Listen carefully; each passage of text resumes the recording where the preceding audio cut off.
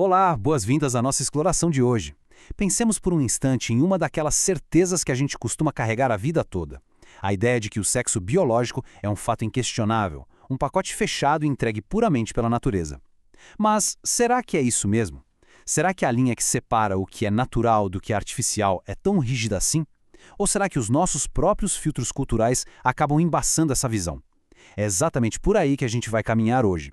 E olha, o que vamos descobrir promete virar de cabeça para baixo algumas percepções bem enraizadas. A nossa análise mergulha de cabeça nas ideias instigantes da pesquisadora Paula Sandrini Machado. O foco aqui não é dar uma aula de biologia clássica, mas sim entender como as práticas médicas, os olhares das famílias e as normas da sociedade agem em conjunto, como uma grande engrenagem sobre crianças e jovens intersexo. O argumento central que a gente vai destrinchar é um verdadeiro choque de realidade. O sexo biológico é tão construído pela cultura quanto o próprio conceito de gênero. E para a gente entender direitinho como essa construção toda acontece, o nosso roteiro vai passar por 5 pontos bem diretos. Primeiro, vamos questionar o binarismo. Daí vamos passar para o que chamam de olhar generificado, analisar o caso bem marcante de David Reimer, entender como funciona a construção cirúrgica dos corpos e, por fim, descobrir como outras culturas simplesmente desafiam esse sistema binário. Então, vamos dar a largada com a nossa primeira sessão, questionando o binarismo. Afinal, como a cultura e a medicina enxergaram a intersexualidade ao longo dos séculos? Sabe, a forma como a humanidade lida com corpos que não se encaixam numa regra estrita mudou demais com o tempo. Se a gente voltar lá na mitologia grega, a figura de Hermafrodito era vista quase como um ideal, uma fusão divina incrível dos dois sexos. Mas, dando um salto para a Idade Média, a coisa mudou radicalmente de figura. Corpos intersexo passaram a ser lidos como monstruosidades físicas e morais. Um desvio perigoso que, na cabeça da época, ameaçava a tal ordem natural do mundo. Avançando para a ciência moderna, a biomedicina pegou o que chama de genitália ambígua e organizou em caixinhas clínicas super específicas. Hoje eles dividem isso basicamente em 4 grandes grupos: pseudohermafroditismo feminino, pseudohermafroditismo masculino, hermafroditismo verdadeiro e a disgenesia gonadal mista. E por que trazer esses nomes todos difíceis? Só para mostrar que a própria biologia, olhando pelo microscópio e analisando a genética, já apresenta naturalmente um espectro gigante e complexo. Definitivamente não é só masculino e feminino. O que nos puxa direto para a nossa segunda sessão, o olhar generificado. Como será que a expectativa que a gente já tem na cabeça consegue moldar a nossa leitura da anatomia? A grande questão que fica evidente aqui é que essa fronteira entre o natural e o não natural é apagada muito facilmente pelas expectativas da sociedade. Na hora de um manejo médico, existe uma tendência invisível de chamar de natural só aquilo que é considerado ideal para a nossa cultura. E o que foge 1 milímetro dessa norma ganha logo o rótulo de anomalia. É esse olhar enviesado que faz com que médicos e famílias tratem uma construção puramente social como se fosse um fato indiscutível da natureza. Tem uma frase do sociólogo Pierre Bourdieu que acerta na mosca nessa situação. O ato de nomear tem em si mesmo o efeito de criar. Pensemos bem, quando um profissional de saúde escolhe certas palavras para classificar a genitália de um bebê, os próprios valores culturais daquele médico interferem no diagnóstico. Muitas vezes, usa-se termos ditos neutros, como falos ou fendas, só para ganhar tempo até ter a certeza social de qual sexo a criança deve ter.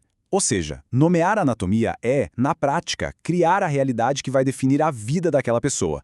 E para entender o peso real e as consequências graves de forçar a natureza a caber num molde social, a gente entra na terceira sessão, o caso David Reimer, um trágico experimento médico.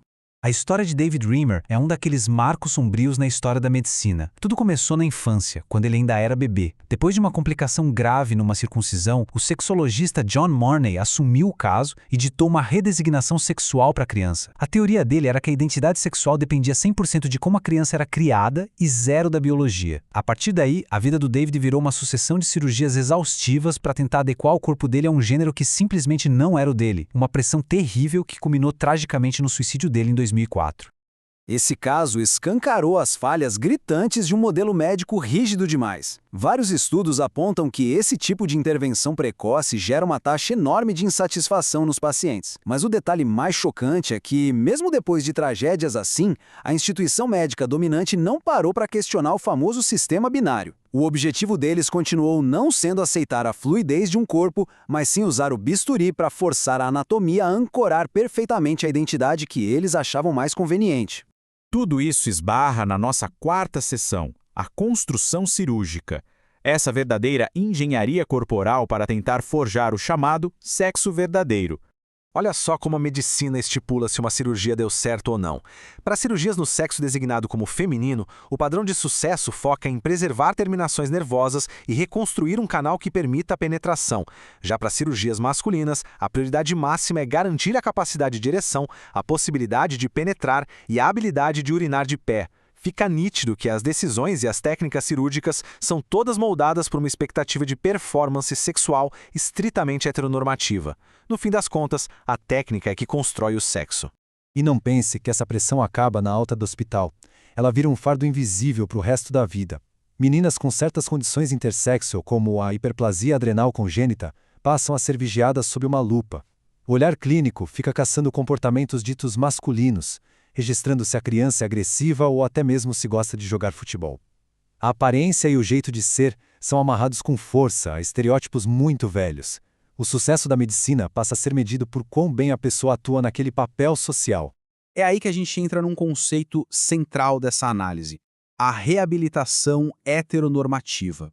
Funciona da seguinte maneira: a chamada reparação da genitália não atua para curar uma doença. Ela serve para reabilitar um corpo que a sociedade vê como desviante, garantindo que aquela pessoa consiga se encaixar perfeitamente nos moldes estritos de uma vida heterossexual. Muitas vezes, sem perceber, a medicina acaba assumindo o papel de zeladora das regras sociais. Mas espera um pouco. Será que dividir o mundo em apenas duas opções é uma regra universal da humanidade? É o que vamos descobrir agora na nossa quinta e última sessão, desafiando o sistema binário através de outras culturas. Tirar os nossos óculos ocidentais ajuda a enxergar bem além dessa caixinha dupla. Nem toda a sociedade lê a biologia da mesma forma que a gente. Aquilo que a medicina tradicional do Ocidente aponta o dedo e diz que é um problema urgente a ser consertado, em outras culturas é abraçado com a maior naturalidade, sendo reconhecido só como mais uma variação dentro de um espectro gigante da vida humana. O antropólogo Gilbert Hert tem estudos incríveis sobre essas alternativas culturais. Na República Dominicana e em Papua Nova Guiné, por exemplo, existe um código social super estabelecido que reconhece a existência de 3 sexos. Tem o caso do grupo dos Gevedoshi, que possui um status social e biológico legítimo e super respeitado nas comunidades deles. Isso prova, na prática, que a anatomia simplesmente não obriga todas as culturas a marcharem no mesmo ritmo binário. Então, amarrando todas essas informações, a grande conclusão que fica da nossa análise é bem nítida. O modelo dicotômico, essa regra de que a humanidade é dividida só em A e B, não brota de uma imposição inescapável da natureza. Pelo contrário, é uma construção social fortíssima, imposta como uma lei absoluta sobre todos os corpos, nos ensinando a não ter tolerância nenhuma com a ambiguidade. E para a gente encerrar, fica a provocação de hoje. Se essa barreira enorme entre o que é natural e o que é artificial for apenas uma linha desenhada pelas nossas cabeças, como o mundo mudaria se a gente simplesmente perdesse o medo da ambiguidade? E se, em vez de apagar a diversidade anatômica com um bisturi em nome das regras da sociedade, nós simplesmente a abraçássemos, é algo importante para pensar. Esperamos que a exploração de hoje tenha trazido perspectivas novas sobre ideias que costumamos ter como garantidas. Até a próxima!